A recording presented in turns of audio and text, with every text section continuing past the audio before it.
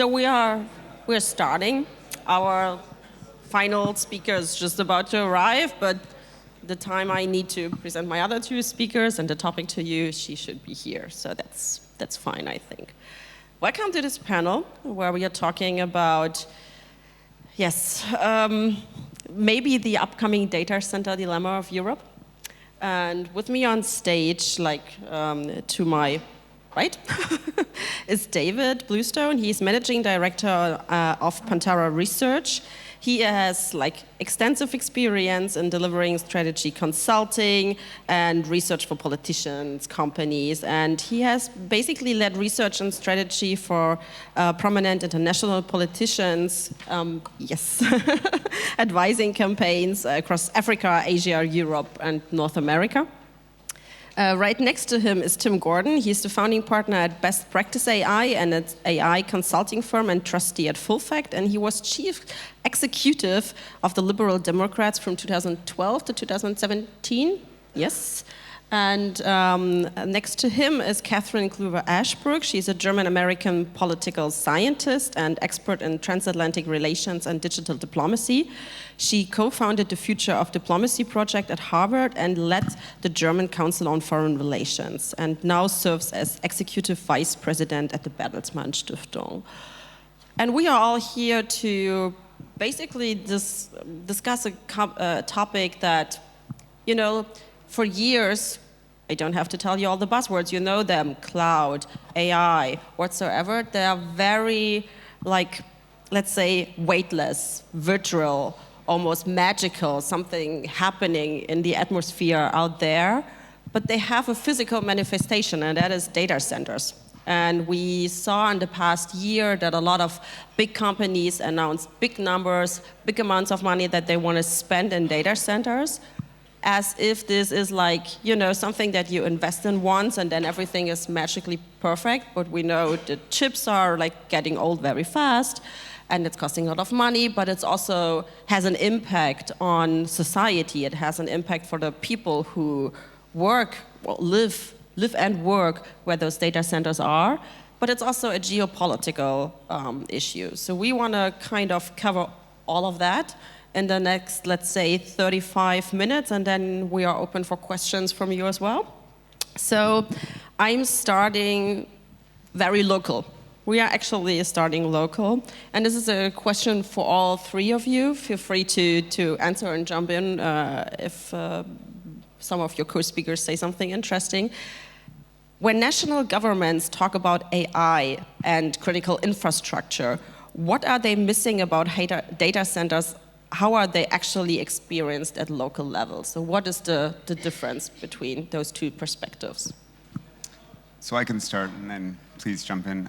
So we've done a lot of polling on the topic, and I'll start out by saying, somewhat counter to conventional wisdom, that people say that when things become normalized, they tend to be more accepted, more adopted. The public likes them more because it's part of the mundane, everyday life.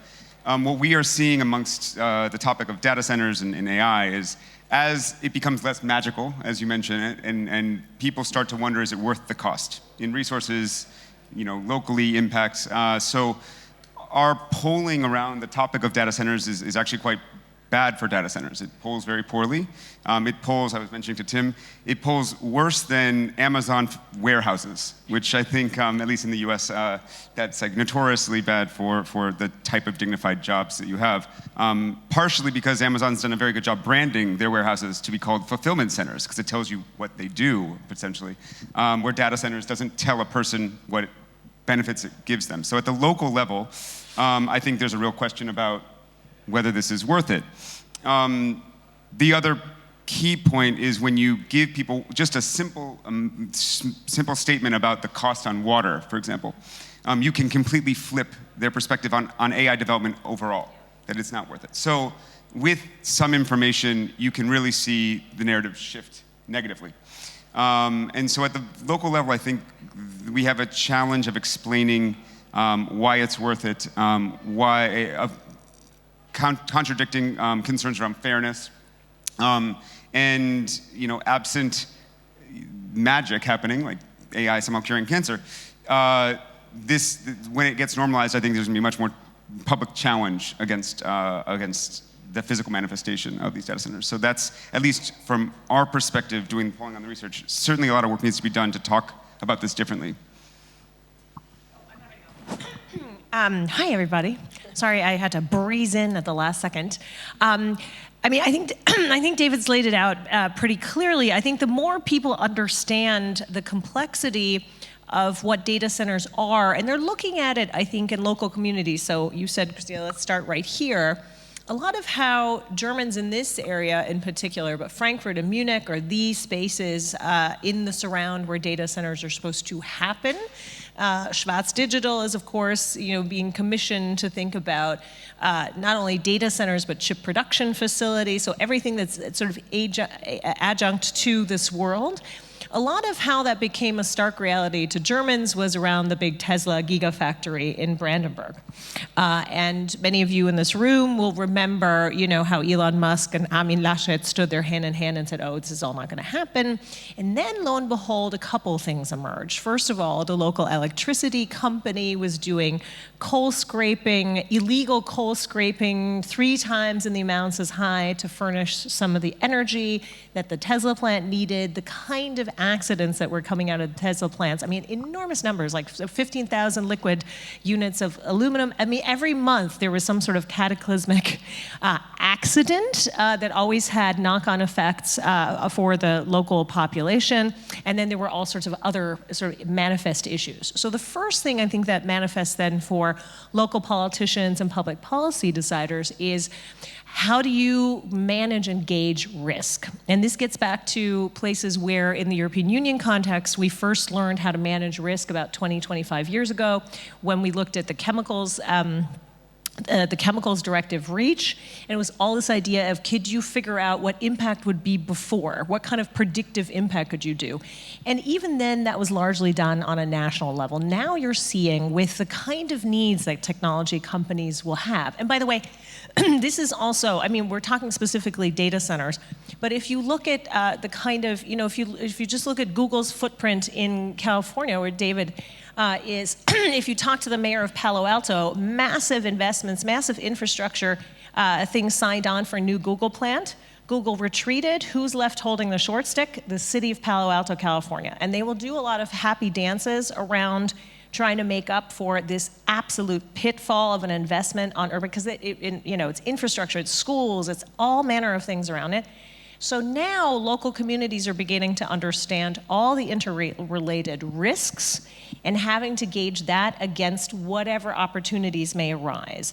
And inasmuch as the European level thought that around the chemicals directive we had learned how to do predictive risk, the degree to which this is, and we'll talk about some of the numbers, I'm sure, on data centers, on AI production hubs, on all the transportation infrastructure that's needed, the kind of invasiveness that demands is sort of all those problems switched over to 11 and the knob broken off. And that in a situation where public policy decision makers don't have all the resources to fully understand and grasp predictive risk.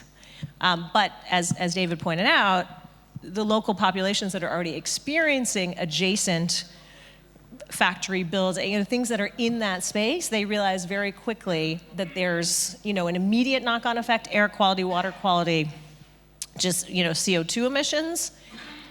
And then, and I'm sure we'll get in this later, there's also the socioeconomic components that come into that. So there are a number of factors which we're now asking local decision makers to shoulder, while national decision makers are thinking fundamentally around competitiveness, sort of keeping up with the dimensions of the large powers, China and the United States, and what that means. So there's a huge gap opening in terms of reality of decision making, risk assessment capacities, and sustainability.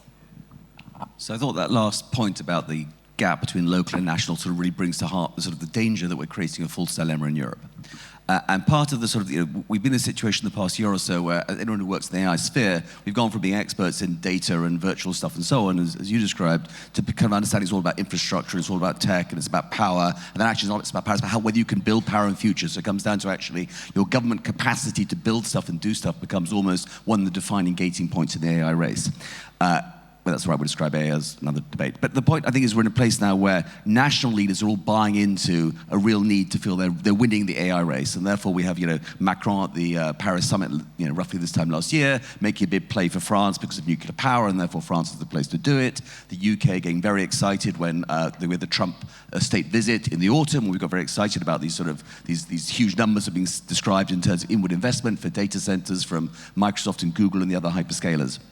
So, leaving aside the theater, part of the problem I think at the moment is the legacy issue around data centers, that most data centers at the moment are being built in places which are pretty heavily populated. So Northern Virginia is, I think, the big, if you like, the test case at the moment in the United States, where because of a legacy issue around where the various cable infrastructure comes in, proximity to DC, et cetera, there's a huge amount of data center building there, which has led to spikes in energy usage. It's led to all sorts of constraints in that space. And if you look at what the hyperscalers are trying to do now, they're trying to move away from these places. So they're trying to say, look, Texas is a place, vast amounts of land, we could put a data center the size of Manhattan, and we can actually find new ways to access power, whether solar or something like else. I think part of the challenge for Europe is how Europe reacts and says, look, the future for data centers in Europe is not going to be in the traditional heartlands of the European economy. It's not going to be in Germany. It's not going to be in Southeast England. It's going to be in Norway. It's going to be in the high north. It's going to be in places where you get access to alternative energy sources. It might be Iceland, it might be Greenland, and so on, and it's going to be in Southern Europe. And therefore, how do we actually start thinking at a national scale to work in that direction? Because if we don't do it in Europe, the Saudis at the moment are basically saying, the entire Middle East is saying, our national strategy, our global strategy for the 21st century is to switch from selling oil to selling compute. We've got the capital to build this stuff. We've effectively got solar, which gives us pretty much free power, and therefore our game is to do this. And they're already setting up, the idea of data embassies where countries like Germany can go and sort of do their compute overseas. That's a really big strategic challenge for us. If we're very focused, as we should be often, on these local issues, we're missing that bigger game. But how, let's say I'm a prime minister or whatever of a country, and I say, okay, it is geopolitical, wise, and an investment in the future, also in sovereignty.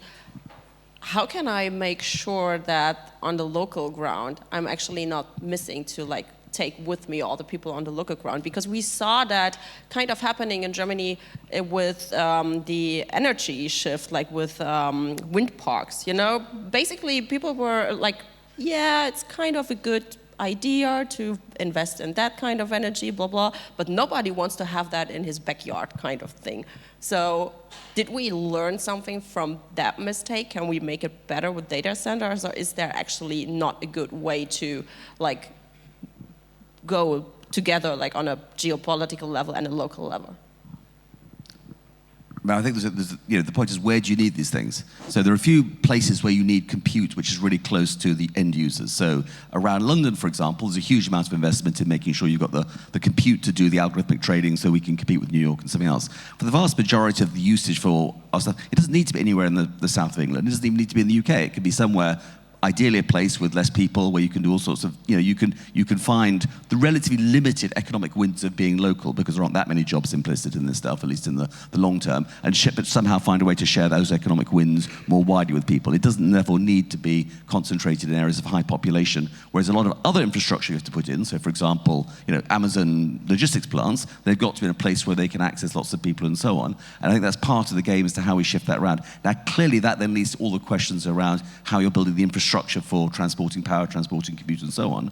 But that's an easier choice than probably dumping a big plant, as you did with Tesla, bang in the middle of a pretty heavily populated area.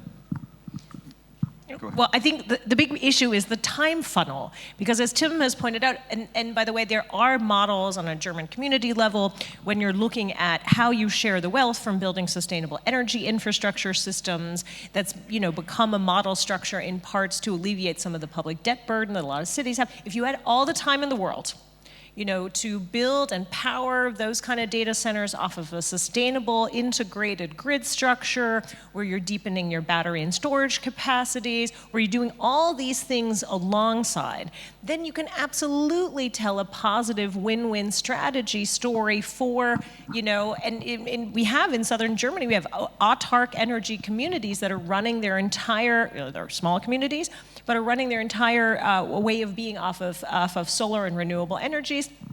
That is shared entirely by the community. That's wonderful. But if you look at the degree to which, some of these numbers are insane. 650 terawatts of electricity is what we're running globally. That's more than Germany uses in a single year in terms of electricity. So what we've heard, again, maybe even from the president in Davos in a flip version, is the countries that get the energy mix right that can provide the fundamental input here and do it in a way that could be sustainable for their wider economic needs and their social needs. That would be a win-win. But that would assume that we're operating in a vacuum of time, which we're not, because the United States has the entire economy, right? You see the dream of reindustrialization that the Trump administration put forth, in its campaign. That is not happening.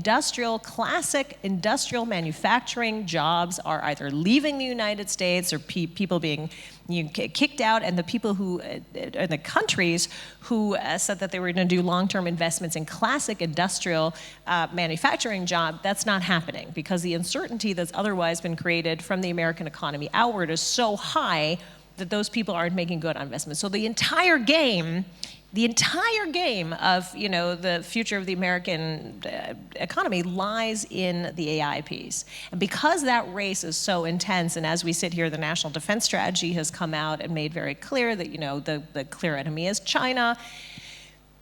This is where those decisions for public policymakers at every level are going to become all the more spiking. They're beyond vivid because the speed at which they have to be made, with the lack of calculations and public policy planning, the kind of things that we'd like to do in Germany and the European constructs, where you bring in the community and you're doing listening exercises or you're doing these kind of surveys. None of that's going to work on a timeline anymore. And this is where, in that sense, how you're going to end up potentially perpetuating risk, because you're operating in this sort of, not a fog of war, if you will, but a fog of hyperscale industrialization, where the outcomes are somewhat predictable but not locally connectable yet. And I think that makes this moment particularly pernicious. I would just add, to both of your points, these decisions are happening quickly, but they're not necessarily predetermined, right? As Tim's saying, you don't have to have a data center in the middle of a local population. Compute, which is what all of these hyperscalers are after, is resource agnostic. And it can be guided towards location, towards diversification of energy, and to renewable energy. And I think that we need to understand also that these hyperscalers who are doing this building are also not ideological in any way. They're going to build using the energy resources that are available in that place. The OpenAI Stargate investments that we've been kind of alluding to look very different depending on where they're being built. In Norway, they're hydroelectric powered. In UAE, they are solar powered, as Tim mentioned, and nuclear. And in Texas, they are natural gas powered. Who is to say that local decision makers and federal decision makers can't help guide by choosing the location, they can guide those resource choices to more sustainable choices, to sources that are less resource intensive or less damaging on local communities. And I think that we're kind of pretending that these things are happening to us without local decision makers, local and federal decision makers, helping guide the energy choices and guide the location choices. I think you're right, but the one danger we've got in Europe is we're so busy discussing how we do it, we don't decide we're going to do it. And I think part of the real challenge in Europe, if you look around the world, according to Goldman Sachs recently, they're going to spend $500 billion on building capex data centers in the coming year. OpenAI alone is talking about spending 1.4 trillion. The sort of sums of money we talk about in Europe, but here's 2 million or 1 million or maybe $1 billion. But these numbers are kind of nothing compared to what's going on in the US. Now the US is on a ride that I'm not sure is going to end happily. The US choice basically is we spend trillions of dollars, we basically go all in on building the machine god. If we build the machine god, we actually have a real massive social crisis because it's going to just go through our job structures and people lose their jobs, and we've not put the regulation or the thinking in place for what happens when the machine god actually does what the machine god is supposed to do.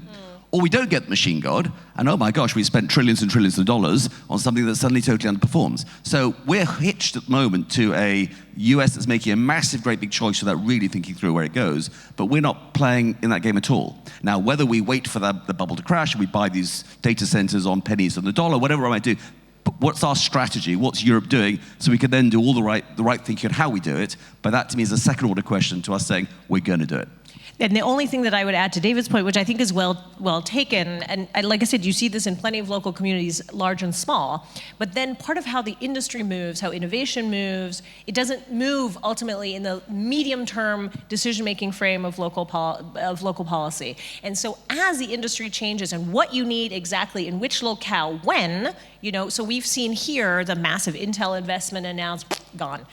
Sort of what that does in terms of the ricochet effect for the kind of local communities, so also what you're trying to bring in terms of labor or not, or where, or, the planning horizons are just so, quote unquote, for the local decision makers messed up. You still, even though let's assume that this is, you're doing all the guiding, you're doing all the bidding, you're doing all the pre-calculations, you have invested in the, really in framing the regulatory framework. If that changes on a dime, which we have plenty examples of how that now happens, the consequences of that change, they, often are not mitigated by whoever was going to move in there with whatever part of the compute cycle. And so creating compensatory mechanisms for that, whether it's fiscal, whether it's social, that is a sort of an under-illuminated challenge, I think, right now, because there are plenty of examples where that's gone pear-shaped, and then you can't rescue whatever component there is the most vulnerable. Sorry, can't you? You think about the barrier to doing this, actual data centers, it's basically access to the grid and access to power.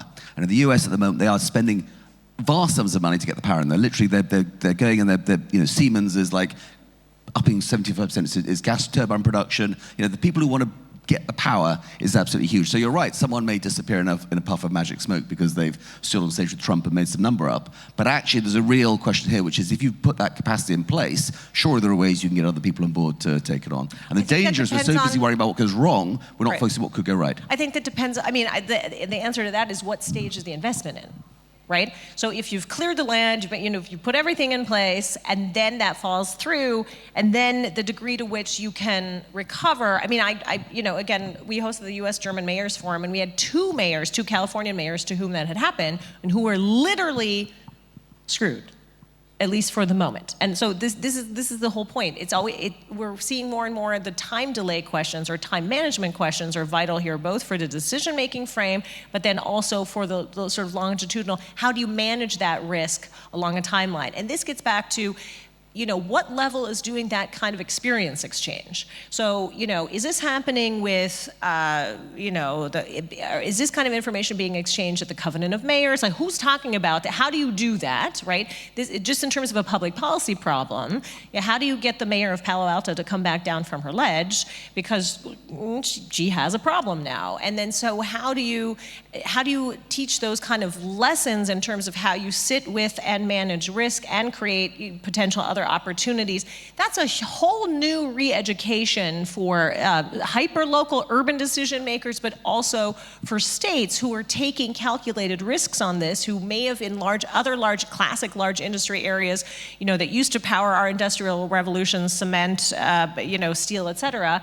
haven't taken those kind of risks since they last put a steel plant in place in XYZ. So there's an enormous amount of learning to be had there, even if you make the positive case, where it's not entirely clear where that locus of learning is. It's the same that what you had in Germany, I think it was last year when they announced it finally that Intel will not come to Saxony-Anhalt. They plan to build a massive chip factory over there. The whole Conservative Party was very proud of that, making it a real success story. And then finally Intel said, no, we are not coming. First they delayed it for 2 years, and then no, we're not coming. Now they have this land, and actually nobody knows what to do with it. So the question is, because it is obviously, as you also said, Tim, it's the US doing the big investment. And yesterday I moderated a panel it was mostly about software and innovation and sovereignty, but also this dual part of US being kind of, unpredictable right now, and Europe still being dependent on it. And we can actually also see this whole sovereignty debate also in this kind of question with the data centers, because obviously you need a lot of money to build them, and also to not only build them but also keep them going for a long time. So how is Europe, like what is the position of Europe in that world? Are we, again, dependent on the US, like putting a lot of money into Europe to build data centers over here? Can we do it alone? Should we do it alone? Kind of thing. So to bring your question back to kind of the contradiction of terms, which is, Cathryn, you're saying there's a lot of risk that we have to be factoring in, considering, and Tim, you're saying, are we in or out? These are at tension, right? And that's probably delaying some decision making, and certainly this question of national sovereignty feels like an overarching push to, well, we have to do something, and then Cathryn, you're saying, well, we need to actually do something considering full risk of potentially like it not being realized, and Tim saying it's either going to go bust or the machine god takes over. But we need to decide, are we in or are we out? And I think that national sovereignty is, I think, ultimately going to push people in. And this debate about national sovereignty and resilience around an unpredictable US or a lack of wanting to go to Saudi Arabia to go to your data embassy and do your compute.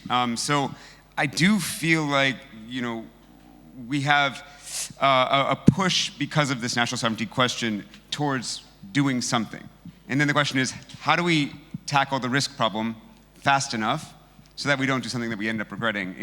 But certainly I think what you're describing is going to ultimately settle out this contradiction of we have to make a choice. Are we going to play the game or not? And then how fast can we figure out how to do it in a way that's mitigating risk? I mean, one thing is about the finance we all talk about, and there was a period a year or two ago where effectively most of this was being funded out of the cash flows of the hyperscalers. So Google just spits out so much cash they can afford to spend 60 billion a year on data centers and so on. We're into a place now though where the huge amount of what's being funded is being funded by debt. And it's being funded, basically what's happening at the moment is all the world's money is being sucked into the United States. And if you remember when the 2008 crash happened, it turned out that people holding most of the really smelly stuff were the German Landesbank. And I'm quite prepared to bet that if this bubble goes pop, we'll end up discovering people holding some of the really smelly private debt may well end up once again being Europeans. So effectively, we are helping fund this massive thing where we look at the Americans and go, oh, they've got so much money. Well, because they've taken our money and they've mobilized it. And actually part of the challenge, I think, for Europe is how do we build the vehicles, the will, the focus, and so on, so we can mobilize our own resources to go out there and do stuff. Now, we won't necessarily get the Middle Eastern money the way the US has got, but you look at what Sam Altman's doing at the moment. He's wandering around the Gulf trying to find money. This is global money that's powering the US because they have an attractive model to deploy it. We don't have to be the people who don't have money. I mean, I think Europe is trying to do, everything all at once without necessarily the strategic space to do this anymore, in part because of what David and Tim have just pointed out. So on the one hand, it's about bringing back and reconfiguring the entire chip manufacturing market. So that's what Schwartz Digital is doing and a couple of other companies, and then putting the actual chip manufacturing at scale, so and creating the ecosystem. To Tim's point, creating the risk capital with the building out, deepening final completion of a capital market piece. I mean, all of these things now have to happen ultimately at the same time. While you're doing, then you're thinking about everything that the add-on components that go with that, which is the data processing components, the financing for which, I mean, you begin drawing this tree all the way down, and then you end up where you were already implicitly getting to, Christina. Saxony-Anhalt goes into a very interesting election in September of this year, which might, harken the beginning of the end of full, state control in terms of as it's anchored to the way that we do business. So the point is, if the AfD wins, there will be a whole new power projection coming from this state and its potential social or non-social opportunities. The way the right-wing populists win is because they point out that there's no more opportunities and change is so crushing that it only produces loss and you're the losers of all of this. And so when you keep that in check is to do the social equations, the labor equations, all the elements right on top of that, because this is happening, to Tim's point, at the same time where the industrial model in a country like Germany and in Europe in general is in question for all sorts of reasons. So you have this cascade really shifting around, right? So, one of the things that German policymakers have wrapped their imagination and their conversations with voters around is that parts of the industrial machinery here will start moving into the defense sector, and that will save parts of the automotive sector going forward. I'm now extrapolating, but a company town like Wolfsburg, which has wedded its entire idea and own philosophy around building the Volkswagen, might, exaggerating for all the Germans in the room, might, wrap its head around being wholly owned by Rheinmetall. I'm saying this because these have real social and political knock-on effects. And again, in that sense, the timing is just not in Europe's favor, because everything now has to happen all at the same time with the kind of decision-making that is, on the one hand, pays homage to the sort of national security challenges and the competitiveness challenges that exist in terms of reviving and making a case for the liberal, Western economic model, which, as we heard from, Prime Minister Carney, can only happen if you're doing a wholesale new rethinking of how middle powers exchange fundamental resources, all the way down to, how do we put our next generation into work and bread, because that's the only way that you're going to prove to a voter that the fundamental promises of democracy, which is to say, economic prosperity, physical security, and pluralism and diversity of opinion still pay off.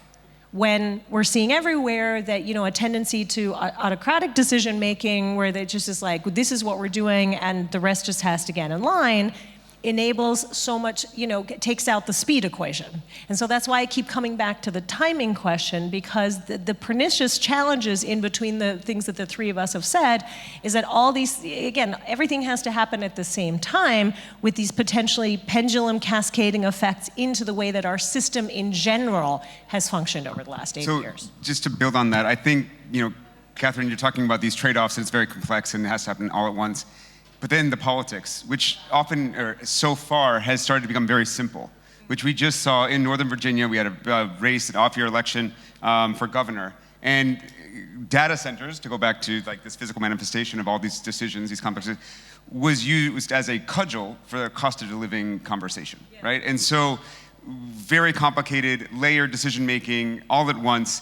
And then the politics of whether it's AFD or it's bipartisan, actually, both sides of, in the US can see data centers becoming something that they can easily use as a way, as an enemy, as a cudgel to say, this is what's costing you more money, this is why your electricity bill is going up. So the politics is starting to get very simplified, while decision-making is inherently very complex. And what's challenging about the policy, or the politics of it, is that it is a portable issue.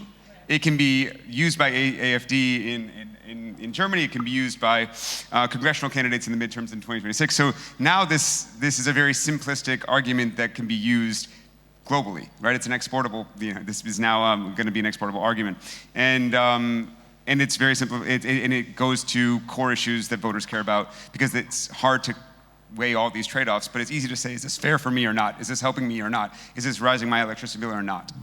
And so that's very damaging at the same time when you start to have simplified political narratives on top of complex decision-making and planning. But aren't we learning two messages from US politics at the moment as political practitioners in Europe? One clearly is you can find a way to turn these very specific local issues and make them bigger battles, and I think you're entirely right, there'll be people, essentially fighting, planning battles to win local elections and so on. You can see that happening everywhere. The other lesson we're kind of hearing, though, is the politician who stands on the stage and says, we're just going to make something happen, we're just going to deliver for something, is a remarkably compelling story. And we're seeing it in the UK with Farage, obviously Trump and so on. That politician can say, look, here's the big picture, we're going to make it happen, get out of the way, and I'm not going to worry about the niceties of these decision-making processes and so on. Now, clearly, we've got to find a way where we continue to respect the decision-making processes, but also have the ability to do something. One of the most compelling books I'd recommend to everyone is a book called Breakneck, which compares the Chinese model, which it describes as an engineering-first model, and the US model, which it describes as a lawyer-first model. So the China is about doing stuff, which is great until you hit one-child policy, zero COVID, and a US policy which is great at protecting people, it doesn't allow them to build stuff at scale, so they talk about the inability to build high-speed rail and so on, which is a challenge in other places, including the UK. And I think that danger we've got is that the politics of, I'm going to make stuff happen, get out of the way, is also going to be increasingly patent, and the thing we're learning from you in America. I think what's challenging is, at the federal level, or national figures should be, it seems like, are getting rewarded for doing that. At the local level, you're dealing with, cost of living. And so I think that we're going to have this fissure of the national politics are going to go very much in the way that you're talking about, Tim. And at the local level, you're going to have people that are exploiting this issue as a way to say, this is to blame, not, because I don't want to be blamed for your high cost of living. And so that will be another split that's quite complicated. I have one question, because before I open the questions to the panel.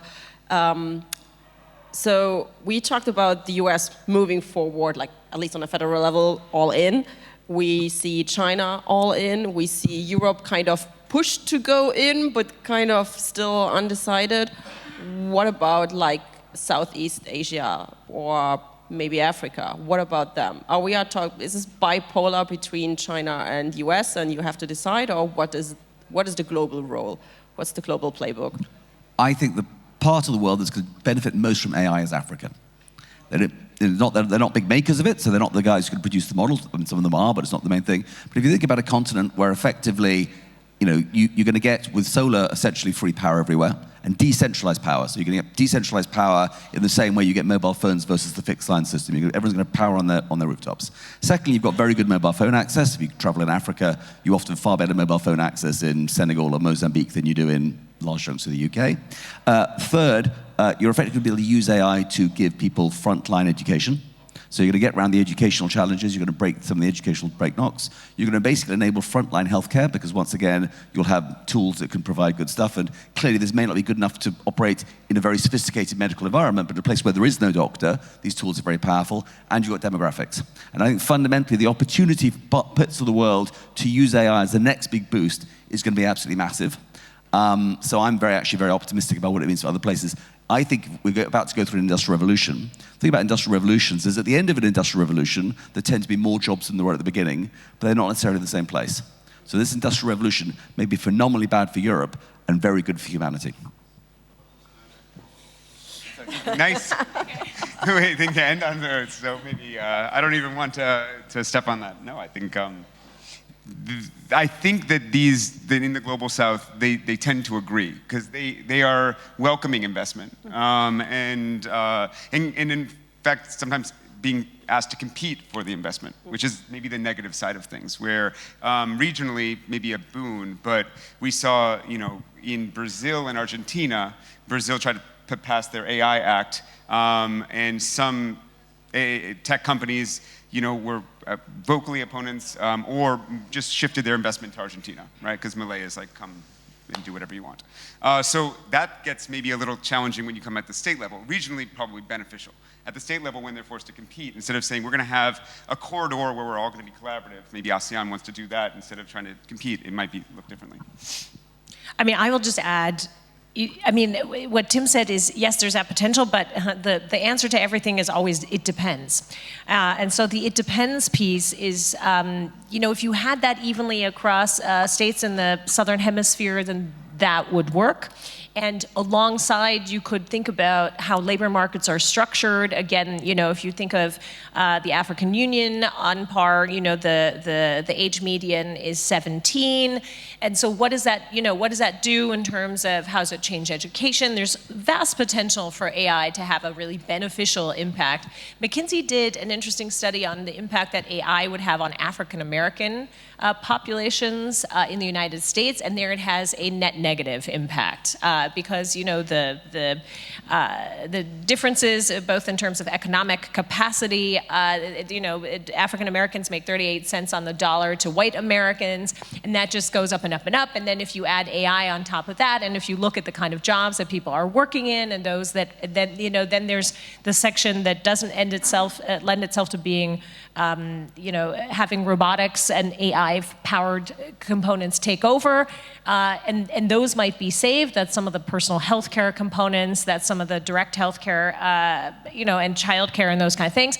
Then there's that whole middle section that could get chunked out, and then there's another end of that. So it's a really mixed picture. And in countries of the Southern Hemisphere, it's how quickly they're able to integrate these tools into social development tools, into ways that, exactly like Tim's saying, ideally you're jumping over some development hurdles somewhere in the middle, and that'd be great. And so it's part of the responsibility, and here we get back to sort of, what's the role for international organizations, what's the role for aligned middle powers, including high-tech powers or previously high-tech powers who have been through this in some respects, Japan, to pass on the kind of structural learning there on how to do that. Because I think there's an enormous hunger there to figure out among, countries of the African Union, but also in Latin America, how best to do that and bring those social growth opportunities along. Because again, if you don't do that in sort of a thoughtful way, using, UNEP and other places have good ways to, where this is being discussed and the knock-on effects are being discussed, then you are exacerbating the migratory pressures, et cetera, right? So it's, again, the depends piece is we're right at this moment where now would be the kind of time where you look at all the sectors within an African community, within the African Union, so that you're creating these buffeting elements so that sort of what Tim has drawn, I think, very nicely, can actually be a very hopeful and investment-worthy future that takes care of this unbelievable youth bubble that you have across the African subcontinent, for instance. So we started a bit delayed, so we have like 5 to 7 minutes. So maybe we start over there and then we go those 4, try to do those 4.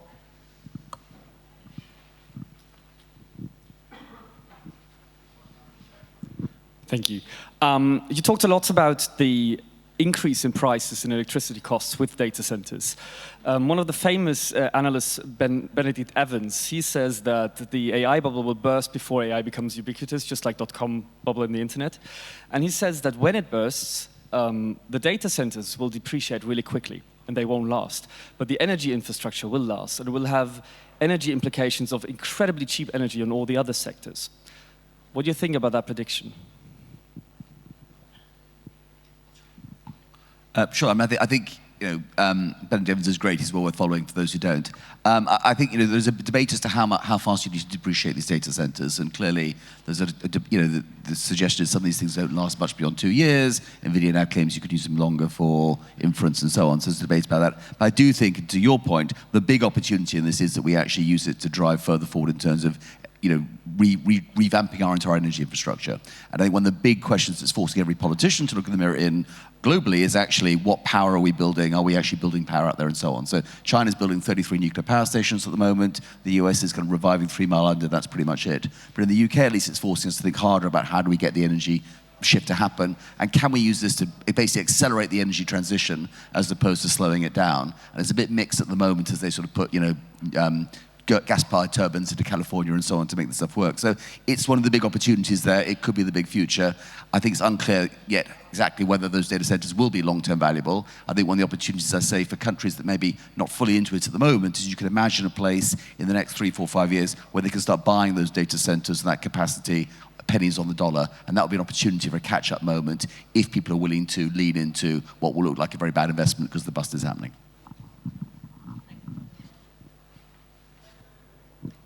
Hello, my name is Alicia. I wanted to ask about European bottleneck, which is grid. For example, in Germany, it takes minimum 7 years to connect data center with grid. And to connect it through border between 2 countries, it's around 10 years in Europe. So how can we actually catch up with US and with China? And my second question is also, are we planning to keep building US data centers, or do we want to also have truly European data centers where we can keep our data? The grid question is, I think in some respects, the Achilles heel. I mean, this is, again, one of those places where the Ukraine war has taught us a lot of really interesting things in terms of what you can actually quickly, within a relatively quickly time do on grid manipulation in terms of connection and deconnection. I think the idea is that we need to use infrastructure investment money, in this case, in this country, that's been put aside to really up the functionality and the interoperability of that, because the differences in Europe are vast. And I think that's the whole point. Working on the sort of existing issues and bottlenecks, learning from the places where that's been possible, also looking more at the kind of storage and capacity pieces I mean, Lutnick's piece about you don't know how to build a battery. I don't know. I wanted to walk into a wall so many times when I was listening to the things that the Americans were unwisely saying about the European situation. But there are pieces there clearly where we have expansionary capacities. And then in the context, and then doing it through integrated funding systems. I mean, the point where we've always made ourselves poorer is because the classic, I can't remember who said the whole, Tim, you said this about the lawyers. The Germans or the Europeans would be on the far spectrum because everything, the bureaucracy here is run by lawyers because the whole operating model is to be risk averse. So in this moment, to be experiential and be pro-risk in the recombination of fundamental issues where the risk parameters can be controlled, I think that's on things like the grid, as we saw in Ukraine, is the way to go. On data centers I think this is kind of what we're seeing piloted by a number, I've mentioned Schwartz a couple times now, but by a number of European companies who see that there's a clear add-on to do all these things at the same time. The problem is, of course, what we can't be doing is replicating pre-existing or already existing systems because just reaching replication stage is such an intense way of quote-unquote doing business. It's sort of an inefficient way. And so how you create, ownership and then the data centers is one thing, but on the chip technology, those are the things that we really fundamentally have to sort out. What kind of chip, what weight of chip, what size of chip, is what we're ultimately going to offer to the market. So we're offering something that ends up being fundamentally competitive there. And I don't feel like that has been fully ascertained. I would hate to see the kind of things where we put up another flagpole like Gaia X or something that we cannot then end up operating unless Microsoft rides in on a white horse. So I think we're right at this moment in terms of figuring this out, what this sovereignty component actually means. My fear is always that of sort of duplication and then getting stuck in the mire. So my wish is that we can be smarter about that. Just I totally agree with what you just said. I think you summed up very nicely, particularly the questions around sovereignty. One of the largest startups in London at the moment is trying to raise money, or has raised money, to put data centers into space. And that, by the way, solves your problem, which is data centers in space is where California wants to go. The argument goes, free solar power, great, 3 times as New Mexico, so it's a great place to have it, and it's very cold, so you get the cooling happens. I'm not sure if that's the future. It's another place where the Americans are getting very excited about this stuff, but you can see new ways to play this game, deep sea because of the cold water and so on, that might change the game as well.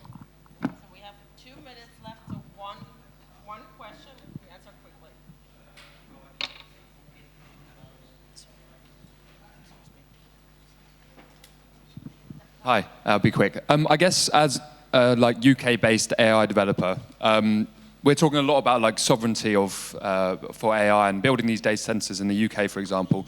But with no models, frontier models actually coming from the UK or any company in the UK having a competitive model, what is the point? Is there any point? Should our strategy not be to invest and create new frontier models, or are we just building these data centers for control over our data whilst we're still dependent completely on US companies?